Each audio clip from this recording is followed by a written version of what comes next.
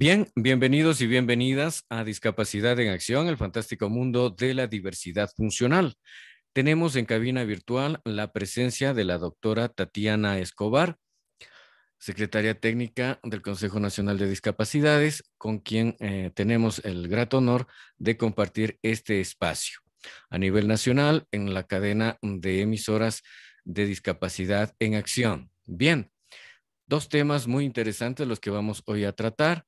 Se encuentra también acompañada de su equipo técnico, con los cuales vamos a ir despejando varias dudas que se han ido presentando durante toda esta semana. Y pues bueno, doctora, bienvenida a Discapacidad en Acción. Ahora que está al frente de la discapacidad a nivel nacional, ¿cuál será su plan de acción 2021-2022? Cuéntenos y bienvenida. Walker, de verdad, muchísimas gracias por este espacio. Es muy importante fuentes de comunicación, así más directa. Su audiencia, pues es audiencia que me encantó su saludo, que destaca la diversidad. Por ahí pues va mucho del planteamiento filosófico que moverá mi gestión. Esta pregunta que usted me plantea sobre el plan de acción para el próximo año, tenemos dos hechos cercanos muy importantes que van a marcar la planificación de los próximos 4 años. Entonces, en este momento tenemos la construcción de la agenda nacional para la atención de las discapacidades y estamos en un proceso con la Secretaría de Educación llevando adelante las diferentes etapas que conlleva primero una evaluación, ¿sí? Y evaluación tenemos pensado abrir mesas con la sociedad civil para poder entender un poco más de cerca cómo ha visto este proceso, cómo puede evaluar la agenda que este año está terminando.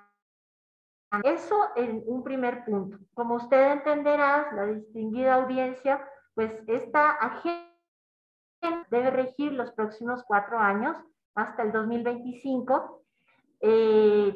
Súper invitados todos para que revisen la página del Consejo de Igualdad de Discapacidades. Allí se encuentra colgada la agenda 2017-2021. Se ubiquen de acuerdo a los ejes de intervención de la política pública para que se puedan hacer aportes argumentados, aportes que puedan tener factibilidad, que puedan ser incorporados. Un segundo momento muy importante que está también por darse en los próximos meses de octubre y noviembre es la elección de los miembros del Pleno del Consejo. Entonces, este es el mecanismo que establece la democracia y hay que valorarlo mucho, porque el diálogo es el que la política ha habido muchos menoscabos valorativos y es el espacio del encuentro, es el espacio de la construcción. Entonces, tomarse muy en serio esta elección, estas candidaturas para control ante la participación ciudadana y control social. Cuando se llame a los concursos para conformar los consejos de igualdad y principalmente el Consejo de Igualdad de Discapacidades, es un gesto político que ¿sí? Nosotros, yo como me comprometo para que se respete el espacio de la silla vacía. Claro, un poco a nivel protocolar, que se nos anticipe quiénes son las personas que utilizarían en las sesiones del Pleno del Consejo este espacio de la silla vacía, pero también a participar, a visibilizarse, a ganar un concurso de méritos y oposición como lo establece la ley. El Consejo de Participación Ciudadana y Control Social va a abrir estos concursos de méritos y oposición Esto que hay gente dentro de las discapacidades que tiene mucha capacidad, ha tenido oportunidades académicas, experiencias, un montón de situaciones que pueden representar los intereses de las discapacidades como el que más. Entonces, esa es una invitación muy fuerte, muy seria para que participen en estos canales de construir, de formular, de evaluar, de observar, de hacer seguimiento a la política pública. Entonces, estos dos momentos, como usted ve, institucional, son muy fuertes. Y esto se va a construir en los próximos final de año.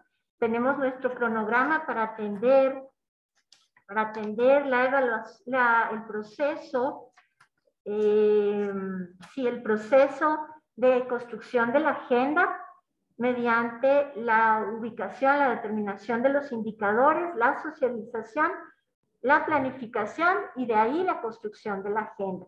En este sentido, doctora, en este sentido, ¿cuáles son para usted? Conocemos que es abogada, entonces tenemos el marco legal, el conocimiento de causa. Adicionalmente, conocemos que es docente de una prestigiosa institución. Eso nos da la planificación y seguros estamos de que se va a obtener resultados por tener estos dos componentes dentro de su perfil profesional. Me corrige si me equivoco. Sin embargo, dentro de la agenda que usted está planteando y de lo que se va a trabajar, eh, ¿cuáles son para usted los que más podemos destacar? Igual que querido, le pido por favor, tenemos algunas dificultades. Repítame la pregunta, por favor. Claro que sí. Es internet de acá. Ya, ¿ahí me escucha mejor? Sí, sí. Ya, listo. Conocemos que usted es abogada, eso nos da el marco legal. También conocemos de que es docente de una prestigiosa institución universitaria. Eso nos da el conocimiento sobre la planificación y la búsqueda de resultados en una experiencia significativa. Con estos dos componentes dentro de su vida profesional, el Consejo de Igualdad de Discapacidades y en el marco de lo que usted está mencionando de la agenda, para usted, ¿cuáles son los puntos que deberíamos destacar de todo lo que se ha hablado?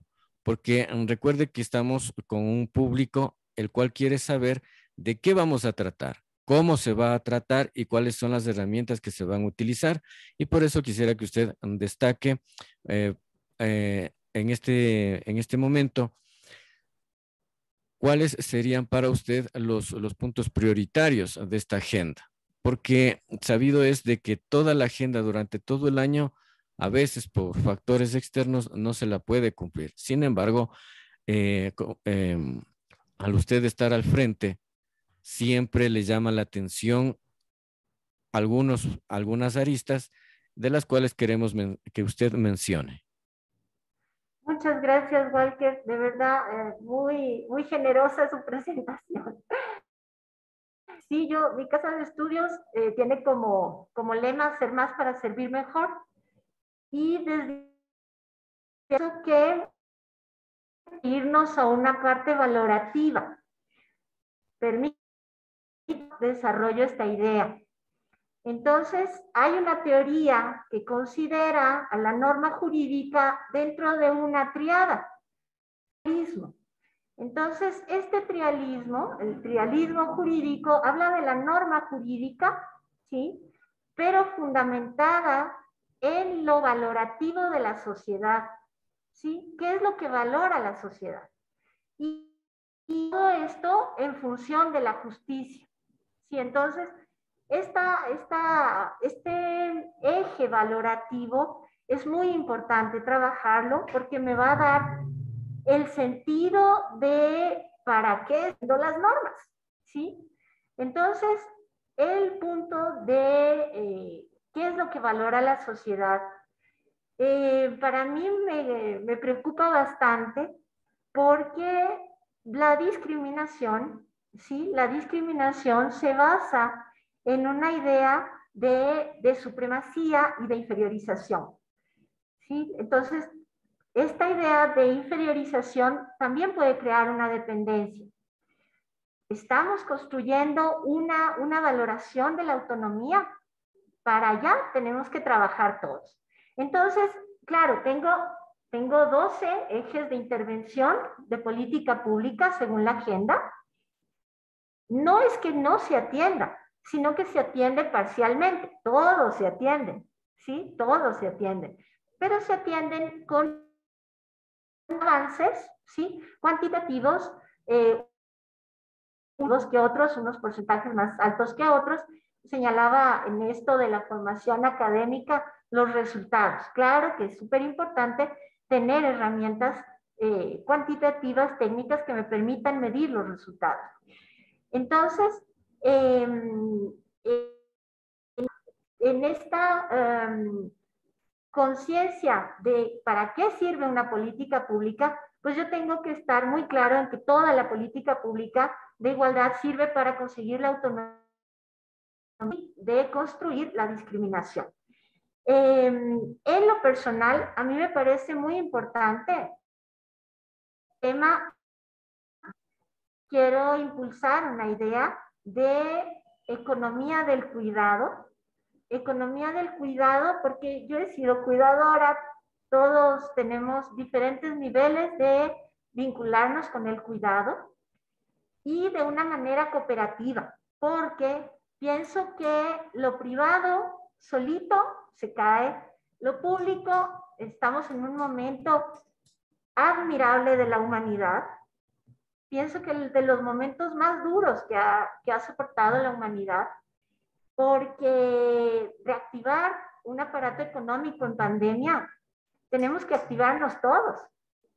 Tenemos que activarnos todos y con nuestras mejores capacidades para poder construir algo. Las personas que estamos sobreviviendo hasta ahorita, yo soy grupo de riesgo, tengo más de 50 años, entonces, claro, tenemos que ir pensando en cómo potenciar el autocuidado.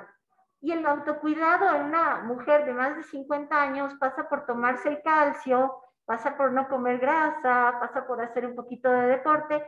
Eso yo y eso la señora María de mi barrio, ¿sí? Entonces, claro, cuando ya me dicen a mí que no puedo comer grasas saturadas porque me puede subir los triglicéridos y no sé cuánto, entonces, no, pero yo me voy a restringir de mi chicharroncito. Ahí empieza el autocuidado, la habilidad, para yo mantener mi autonomía a largo plazo en una situación de adquirir una discapacidad por ingresar a la adultez mayor. Eso dentro de lo posible que alcanzo a ver, pero claro que puedo salir acá a la puerta y sufrir un accidente o unas situaciones que puedo adquirir la discapacidad. Entonces, me parece que es muy importante potenciar el aspecto valorativo de la sociedad, de que todos, porque las personas que pagan sus impuestos son las que también están contribuyendo a que hayan las medidas de acción afirmativa. Entonces, no es de las personas con discapacidad y sus familias, sino que tenemos que todos articularnos en esta conciencia de que estamos construyendo autonomía con corresponsabilidad, que yo cuando me tomo el calcio estoy previniendo me deje en silla de ruedas y me vuelva dependiente y una carga para mi familia. Entonces, pienso que esta idea, ¿sí? Trabajar desde un planteamiento teórico, trialista del derecho, que apunte a la justicia, que vela tomando en cuenta de la sociedad, tomando en cuenta como autonomía para el contexto a la norma jurídica, es muy importante. La planificación en lo personal me parece que es muy importante enfatizar una economía del cuidado, ¿sí? Una economía del cuidado a todos los niveles, que empieza por el autocuidado. También en la pandemia hemos visto que el trabajo no va a volver a ser lo que era antes. Esto de la tecnología, nosotros en la universidad lo veíamos como a mediano plazo, iba a ocurrir en unos 5 años, y de un día al otro tuvimos que desarrollar una serie de sí, profesores viejitos, nos tocó el Zoom y las claves y apuntarlas en el cuadernito para no perder. Y claro, tuvimos que, y los guaguas chiquitos de colegio, de escuelita, también tuvieron que adquirir una serie de capacidades que no tenían. Igual es la invitación para toda la población, ¿sí? Entonces, este planteamiento de trabajo, de economía, del cuidado, tiene que venir con una conciencia también de una valoración de la tecnología en la que estábamos trabajando. Por ahí, igual que le respondo la pregunta. Ok, muy amable por esa respuesta. Entendemos entonces que ya tiene una idea global en cuál va a trabajar y eso nos parece súper bueno. Así que pues bienvenido al mundo de la discapacidad. Ahora bien, tenemos un siguiente tema que es el que está también causando bastante controversia, y digo controversia porque los afectados son personas con discapacidad que al final del baremo son los que reciben los que en el día a día van afrontando el resultado del baremo. Entonces, en un inicio vamos a poner un testimonio de dos personas que forman parte de la organización, ¿sí? Y que ya han pasado por experiencias para que usted, en el marco legal, pueda juzgar cuáles son los derechos que se están vulnerando a través del baremo, ¿sí? Vamos a escuchar el primer testimonio.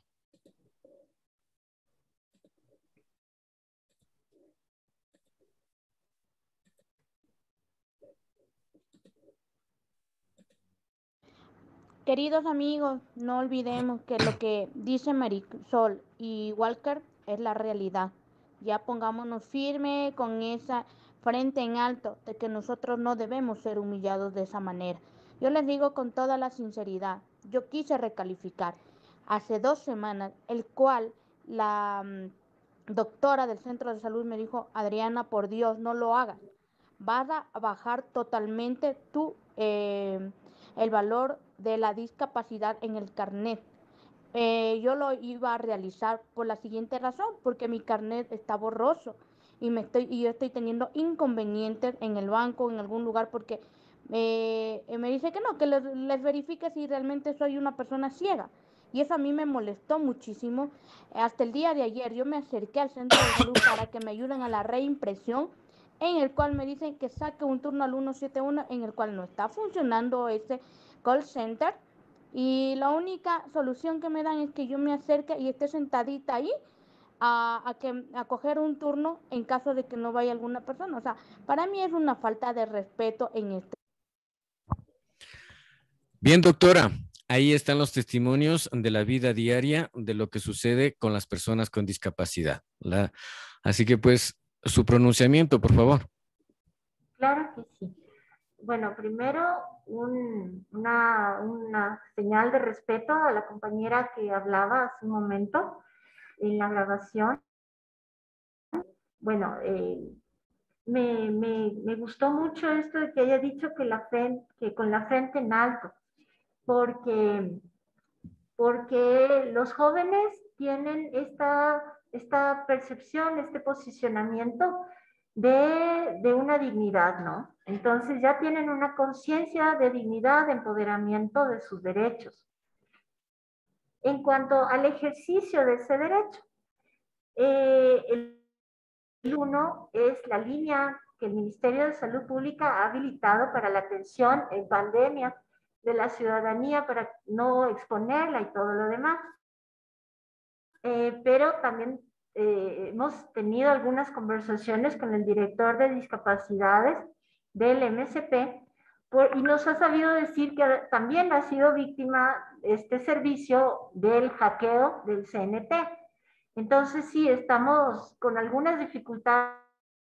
Antes no teníamos en lo presencial, pero que ahora como estamos mediados por la tecnología, pues las estamos viendo.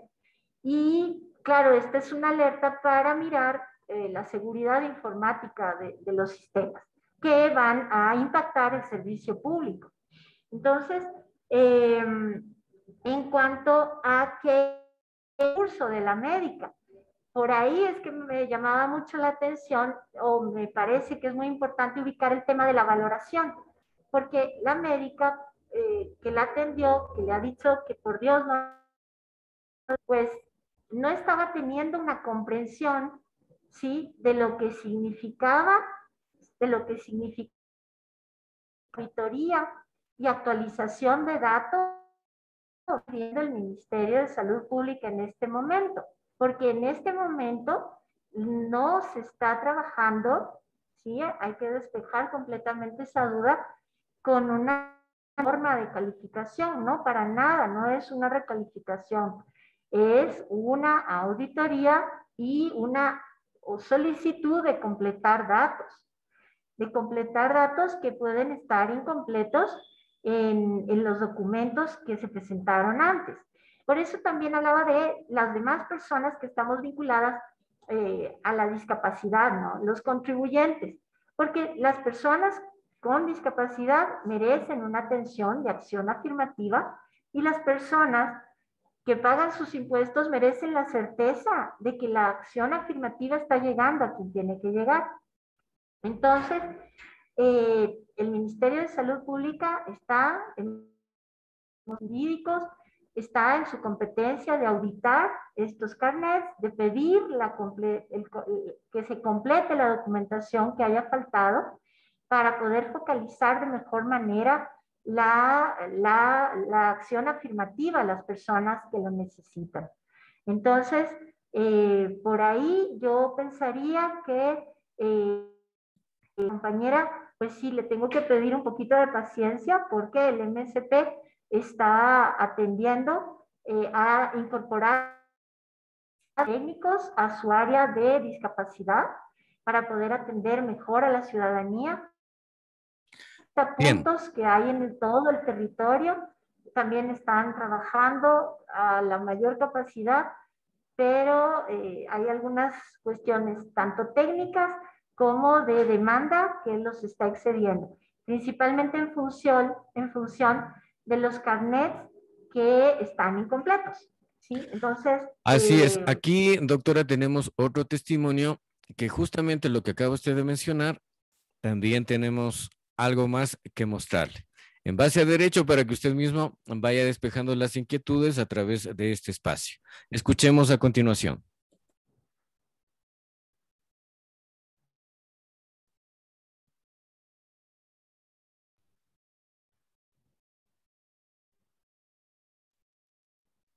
Días, grupo de la Fundación Procoris, ¿cómo están? Bendiciones para cada uno de ustedes. Venir escuchando todo esto que está pasando. Saben que le interrumpo porque no escucho nada. Perdóneme, pero está muy brumosa la transmisión.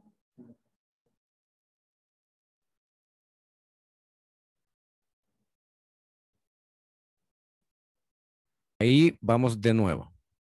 Le pido.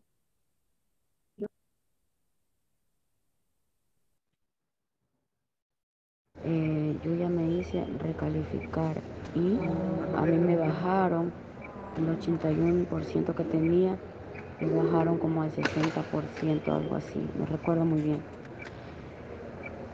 Pero fue porque a mí yo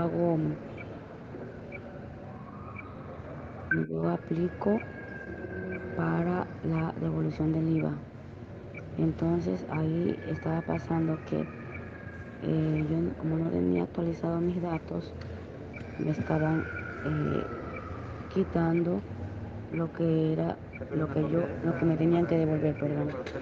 Entonces, por yo hice eso, pero una persona me dijo, no lo hagas porque si no ahí te baja, y mira, eso es lo que me ha pasado a mí ahora, pero igual en otras partes ya me estaban pidiendo un carnet actualizado y yo no podía hacer ningún trámite porque no tenía ese carnet actualizado. Entonces, ¿qué más me quedó a mí? De recalificarme y me salió ese porcentaje.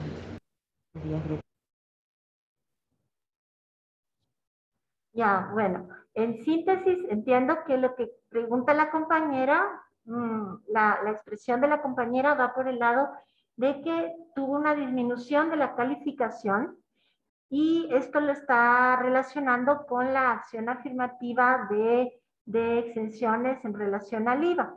Entonces, una primera cosa que tiene que ver con el porcentaje que marca la ley, que es derecho a acciones afirmativas sobre el 30%, desde el 30% de discapacidad. Entonces, al haber sufrido una disminución del 80 al 40% de discapacidad, ha quedado sobre el 30 que le genera todavía el derecho de acciones afirmativas.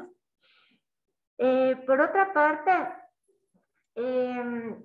tenemos que ver que la acción hacia la autonomía, ¿sí? O sea, es una acción conjunta. Todos estamos trabajando para la autonomía. La persona con discapacidad trabaja para lograr mantener su autonomía. El MSP trabaja de igual manera mediante la formulación de política pública. Entonces, todos estamos trabajando hacia la autonomía. Y desde ahí, pues, hay circunstancias que pueden ir mejorando. ¿Qué entiende usted por autonomía, doctora? Porque en este caso nosotros lo que notamos es que se está calificando, en vez de subir, lo que queremos es que se califique la condición de la persona con discapacidad. Usted tenga o no autonomía, y es por eso la pregunta, ¿qué entiende usted por autonomía?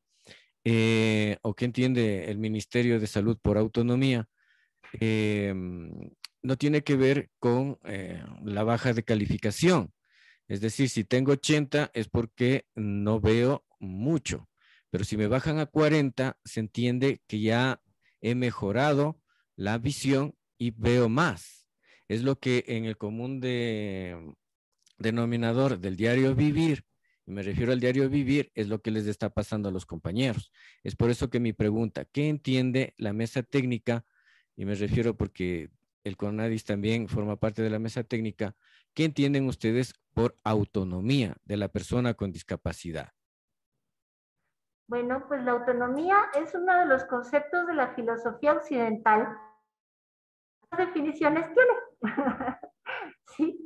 Entonces, claro, si vamos a hablar del concepto que tenía Descartes, que tenía autonomía, pues vamos a ver que la autonomía tiene unas características y ahorita estamos hablando de otra. ¿A qué voy? Voy a que estos son conceptos que no son grabados en piedra, que se van modificando. Eso por un lado. Por otro lado, le pongo un ejemplo. Tengo un vecino, es de la vida real.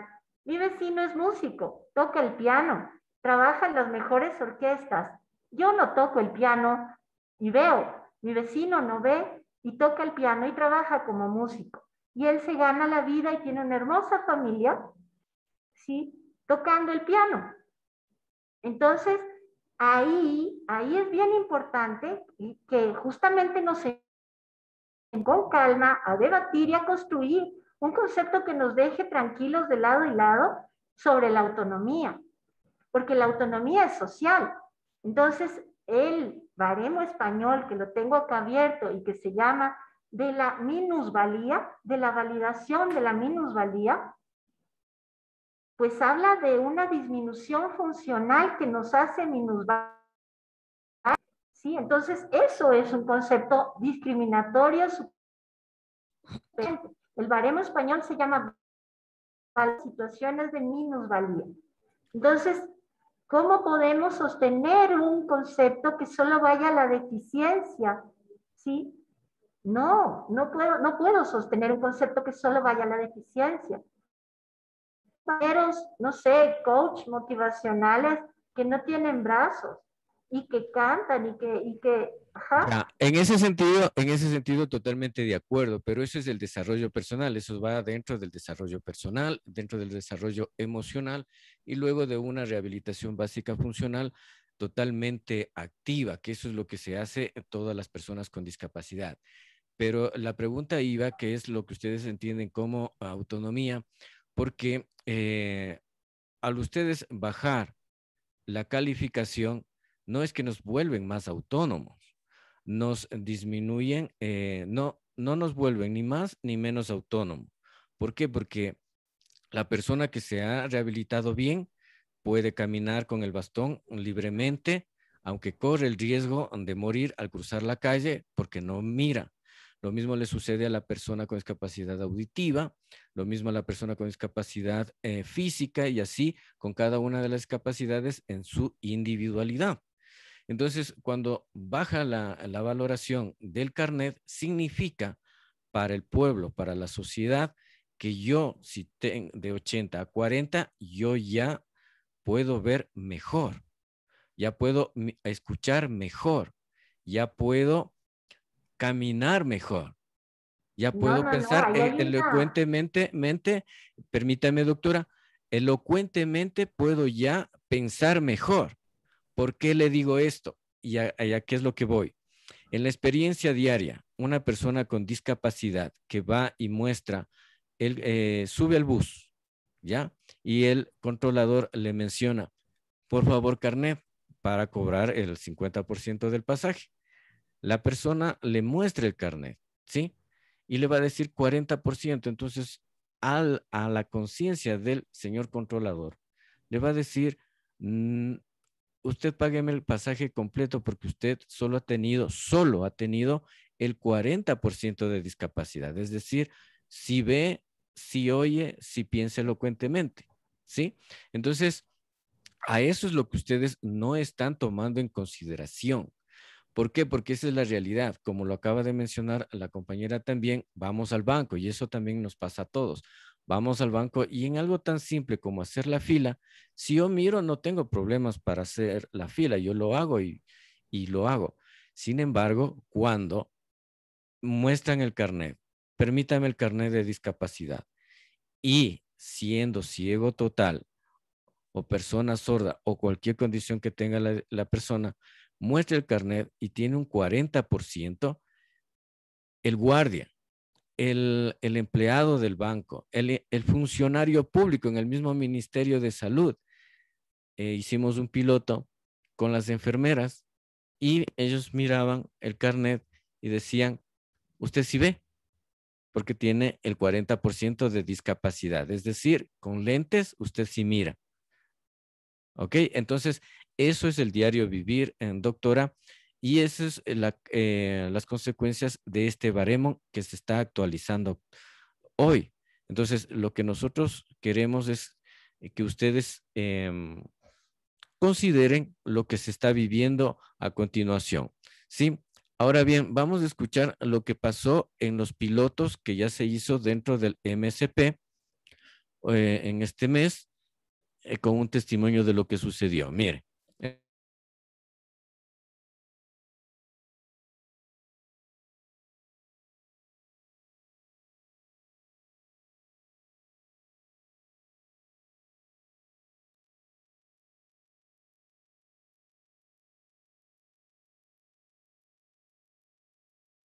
poderlo conducir.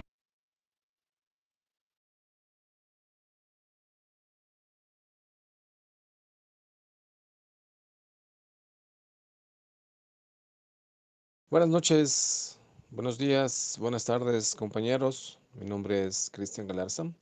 Soy una persona con discapacidad visual. El motivo de este audio es para comentarles lo siguiente.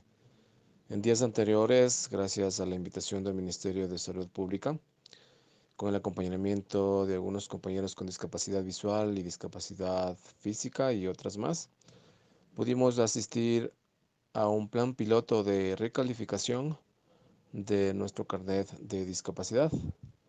Encontramos algunas novedades acerca de este proceso, sobre todo tomando en cuenta que la actual recalificación tendría lugar a partir del 2022 en adelante y tendrían algunas inconsistencias. De pronto, brevemente les voy a comentar algunas de ellas. Si bien es cierto, el máximo de porcentaje que van a tener las personas con discapacidad visual en este caso tendrían alrededor de 65%. En mi caso, logré llegar a un puntaje de 61%. ¿Esto qué implica? De que nuestros derechos en gran parte se vulnerarían. ¿Qué quiero decir con ello? Que lo que quieren aplicar actualmente con este plan de recalificación es simplemente vulnerar nuestros derechos. Claro está que tenemos obligaciones, pero muchos de ellos van a tener muchas complicaciones, compañeros. Así que a tomar en cuenta, por favor, este audio, que se difunda a mucha gente con discapacidad.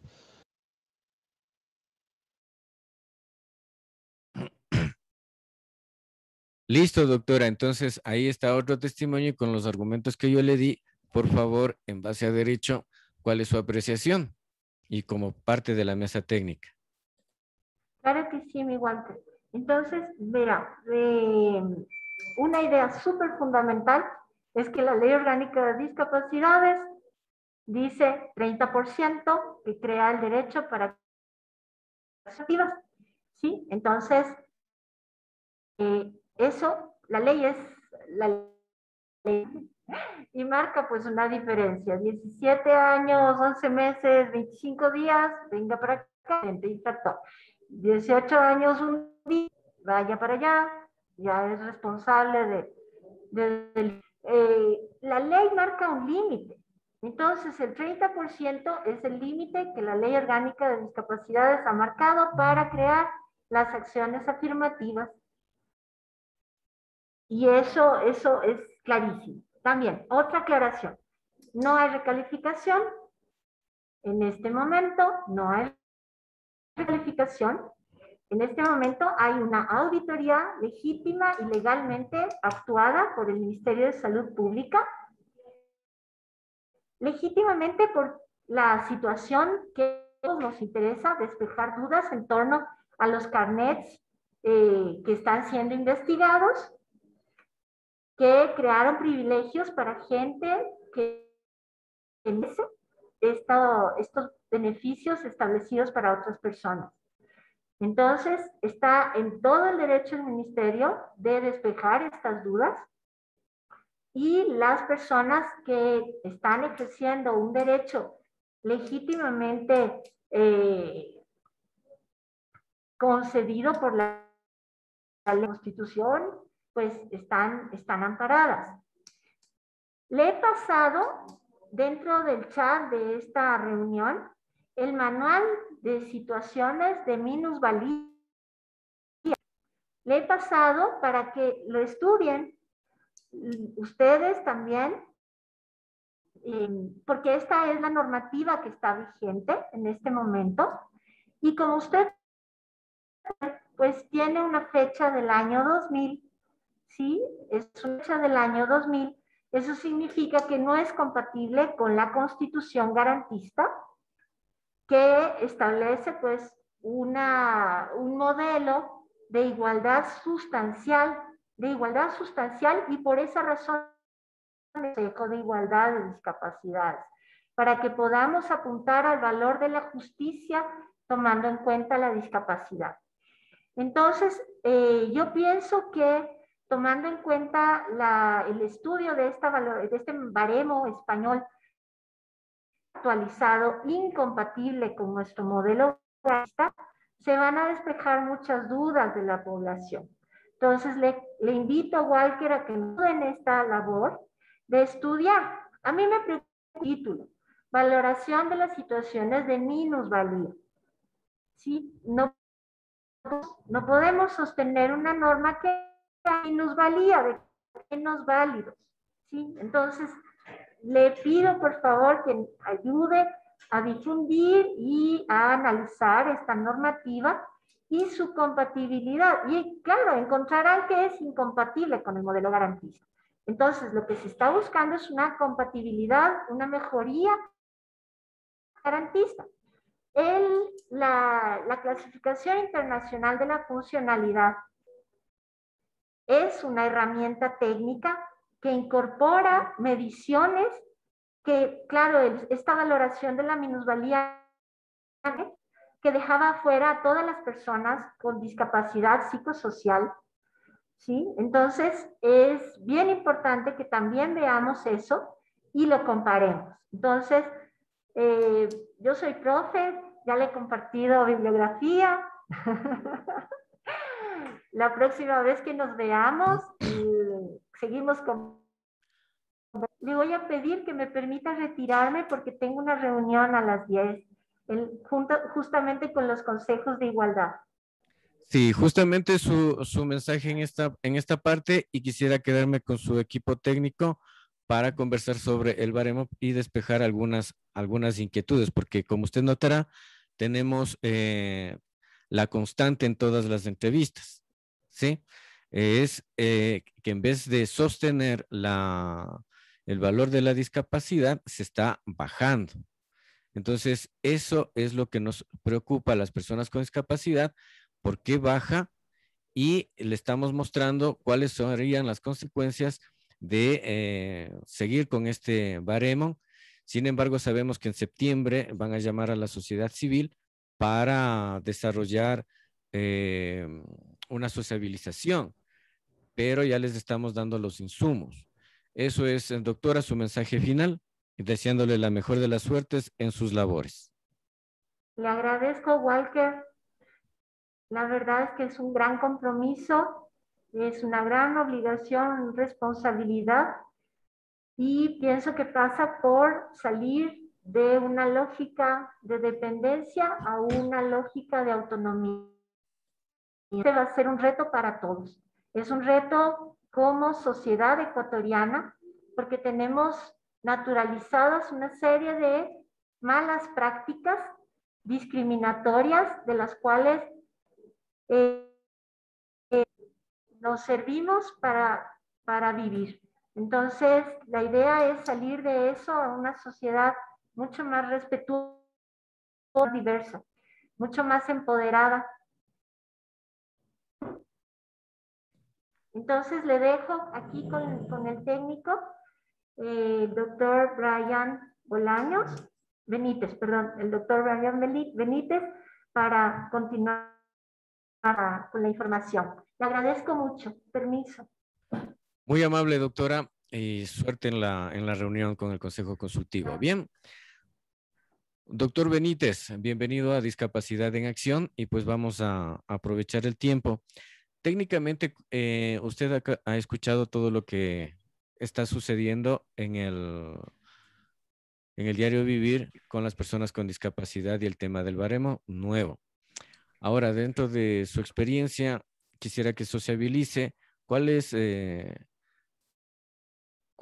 tema técnico en este sentido y por qué se está bajando la valoración de la condición de discapacidad y dando prioridad a otros temas. Por ejemplo, una persona que tiene casa, una persona que tiene vehículo, una persona que tiene profesión, se valora más eso que la condición de discapacidad. Es la percepción que se está teniendo a nivel nacional. Y eso a nosotros nos da lugar a pensar que se está discriminando, que una persona con discapacidad no tiene el derecho de estudiar, no tiene el derecho de superarse, no tiene el derecho de tener una vida estable económicamente, porque ahora resulta que con el nuevo baremo, si se aplica, esto implica que me bajen mi condición, es decir, si yo estudié, ya dejo paulatinamente de ser persona con discapacidad, de acuerdo a los conceptos que ustedes están manejando. Por favor, el tiempo para que nos explique desde la mesa cuál es la idea general del baremo. Muy buenos días, Walter. Un gusto saludarle. Bueno, son concepciones que se tiene la población, ¿no es cierto?, en cuanto a lo que usted me ha manifestado. Prácticamente a veces infundamentadas más que todo, porque desde nuestro consejo tenemos a las personas con discapacidad como sujetos de derecho, ¿sí? Y nosotros velamos por el acceso a los derechos de las personas con discapacidad, sea educación, trabajo, salud más que todo. Y bueno, el tema de salud, que es sobre lo del manual. Bueno, como bien nos dijo la doctora Tati, el baremo que se está utilizando actualmente, el baremo español, muy limitado. Y como ya lo decía, deja de lado a las personas con discapacidad psicosocial. En algunos casos, eh, se centra mucho más en lo que es la deficiencia de la funcionalidad de la persona, pero deja de lado muchas cosas del contexto social. Actualmente, es un nuevo baremo que todavía no está implementado, todavía se están haciendo los ajustes al mismo, eh, guiado por lo que son la Convención de los Derechos para las Personas con Discapacidad y a su vez también la Clasificación Internacional de Funciones, como lo mencionó la doctora, que es la CIF, la cual nos permite tener una valoración integral de la persona con discapacidad. Sí. Eh, si bien es cierto, este manual, el baremo español, es un documento que salió en 2000 y actualmente nosotros en 2021 tenemos otro tipo de necesidades, otro tipo de ver la discapacidad, otra forma de ver la discapacidad desde un modelo más igualitario, donde la persona con discapacidad es un objeto de derechos y también eh, la persona debe tener una participación activa dentro de la sociedad. Entonces, con este nuevo manual, nosotros buscamos eso, ¿no? Buscamos evidenciar si la persona con discapacidad tiene acceso a lo que son sus derechos, ¿no? A lo que es educación, a lo que es trabajo, a lo que es salud. Como le mencionaba inicialmente, un instrumento que lo estamos todavía trabajando con el Ministerio de Salud, trabajos desde el 2019 en cuanto a este nuevo manual de discapacidades, que habrá un espacio también para socializarlo a la sociedad civil. Es importante que nosotros, como consejo, diferentes instituciones, como también la sociedad civil, dejemos a un lado de discapacidad. Si bien es cierto, hoy por hoy en nuestras leyes para el acceso a las acciones afirmativas es desde el 30%, eh, más adelante con este baremo también se tendrán que modificar estas leyes, porque queremos dejar de lado este tema del porcentaje de discapacidades, sino que sea otra forma de ver la discapacidad de la persona. Es verdad, una persona con discapacidad no deja de ser, no porque pueda romper estas barreras, por ejemplo, en cuanto al estudio, porque pueda obtener una profesión o porque pueda tener algún trabajo de alto rango, ¿no es cierto? También necesita tener acceso a los derechos que tiene por ley. Entonces, las leyes no están escritas, son modificables, y este nuevo y nuestras leyes se tendrán que adaptar a este nuevo instrumento que se va a utilizar más adelante. Eso sería en cuanto a lo que me preguntaste, Walker. Bien, entonces, doctor Benítez, verá, en el tema del baremo hay mucho desconocimiento, ¿sí? Pero le estamos dando los insumos de lo que ya está pasando. Para Así las es. personas con discapacidad, eso es lo que está sucediendo, ese es el resultado final, ¿sí? Del trabajo que se ha hecho hasta ahora. Nosotros queremos corregir ese tema. Y decimos corregir, ¿por qué? Porque, em, y digo esta palabra queremos, es porque creemos que es prioritario y en base a derecho, eh, no han tenido ustedes los insumos desde las bases, ¿sí? Desde quienes están dando la cara al día a día, ¿sí? De pronto, dentro de la mesa técnica, si usted nos puede mencionar quiénes forman parte y quiénes están representando a la discapacidad, creemos nosotros que aún así necesitan insumos como los que les hemos dado del día a día. Entonces, porque estas son las consecuencias finales. Y como yo mencionaba anteriormente, ya para ir cerrando, quisiera que usted nos dé, digamos, una perspectiva general de lo que es el baremo y si ustedes a este punto, luego ya de conocer que el MSP ha hecho ya digamos, la, ha hecho ya el piloto,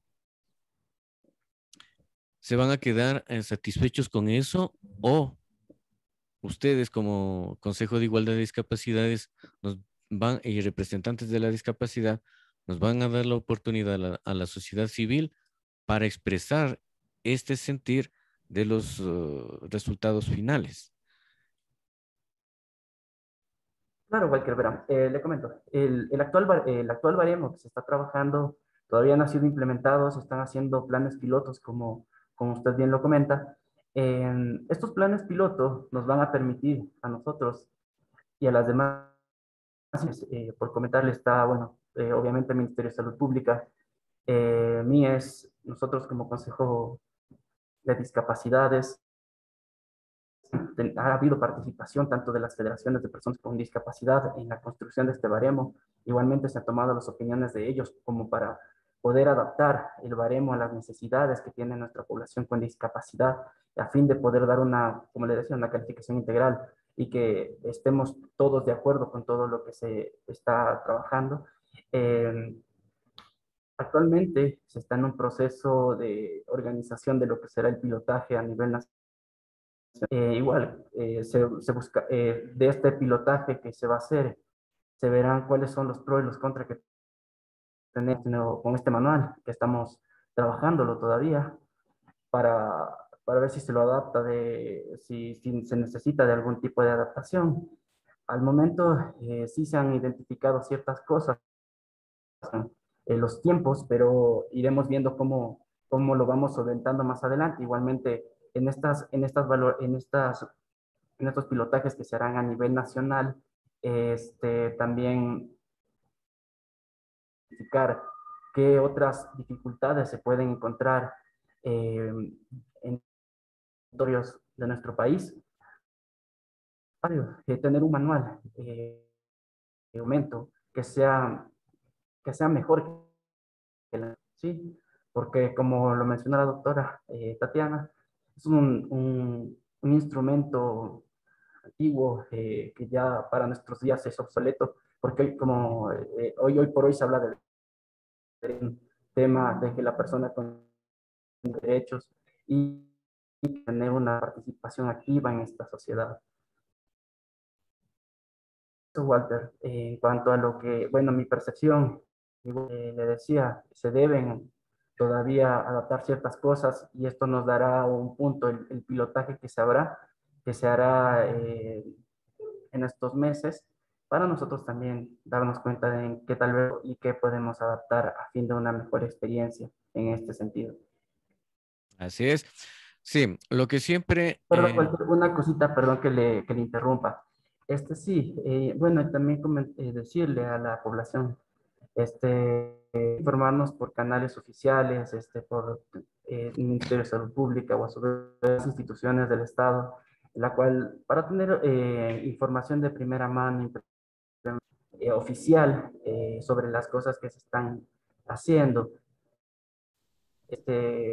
surgen cosas en medio que tal vez nos alejan de una idea principal. A la final, siempre es bueno ver esta información por medio de canales oficiales y de primera mano, ¿no? A fin de poder tener un concepto mucho más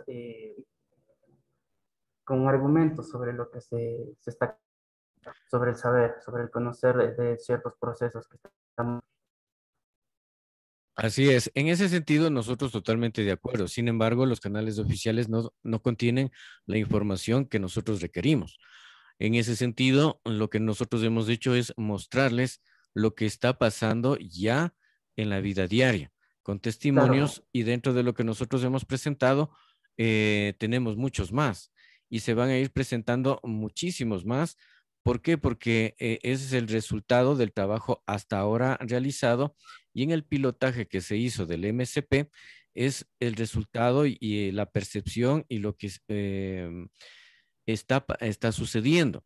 Lo que yo aquí les invitaría como parte de la mesa técnica del baremo es que justamente entrevisten a las personas que pasaron por el pilotaje. El MSP invitó directamente para que formaran parte de este pilotaje, y ahí ustedes tendrían los insumos de primera mano sobre qué es lo que sucedió mientras el médico, el psicólogo, la trabajadora social, que son el equipo que califica, desarrolló con la persona. También estamos totalmente de acuerdo en el que el, el modelo que se está tomando ya es caduco. Sin embargo, los estándares que existen en los manuales universales solo es un modelo, el cual se debe adaptar a las necesidades de la población del país en el que se quiere aplicar. Entonces, si nosotros adaptamos un estándar, porque también nos han explicado de que quieren seguir un estándar internacional, y eso es bueno en la medida de que se ajuste a las necesidades de la población. El Ecuador no tiene una economía a nivel europeo, ¿sí? Basándonos solo en un punto. El sueldo básico del Ecuador no es el sueldo básico europeo, ¿sí?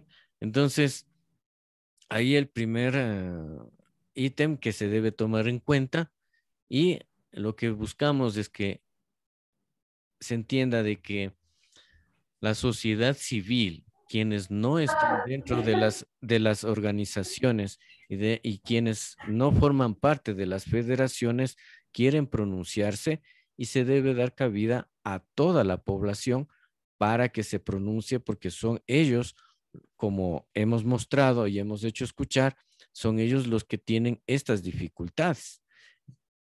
Su mensaje final, doctor, para ir cerrando ya el programa y agradeciéndole a usted, a la doctora y al equipo que ha permanecido durante este tiempo, durante esta entrevista. No va a ser la primera, pero sí vamos a hacer un seguimiento sobre cómo vamos avanzando en estos temas. Claro, Walter, con gusto.